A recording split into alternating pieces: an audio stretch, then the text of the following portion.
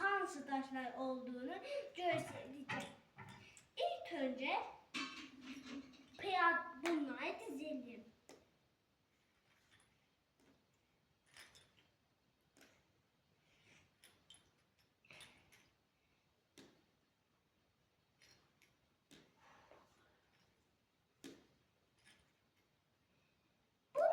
Dizilişlerince bir şahmada 6 farklı taş var.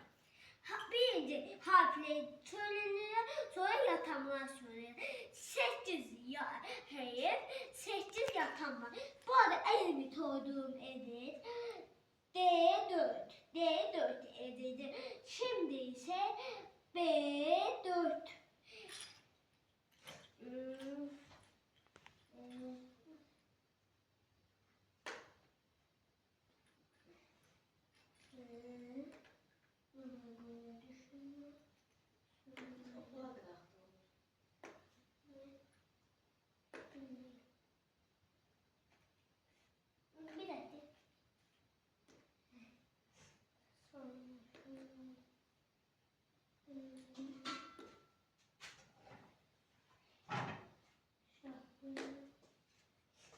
Evet, bu kale, bu at, bu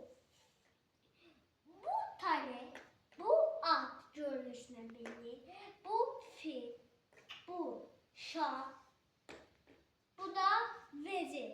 En aşağıda geliyor fil, at, kale. Bunlar da piyade. 8 piyade, 2 at, 2 kale, 2 bir şah, bir vezir var. Şimdi ise dayamayı düzelir. Birinci piyadalar düzüyoruz. Piyadalar.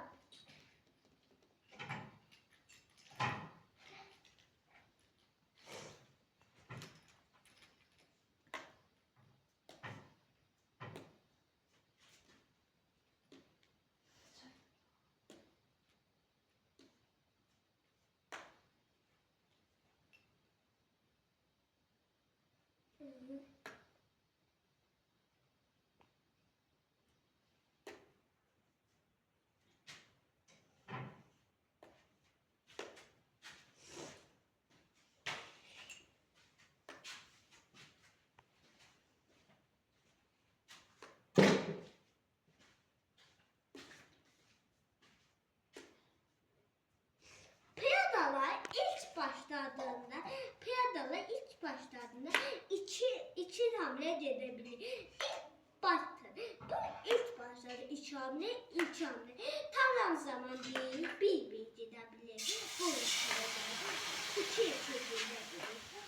Hamle.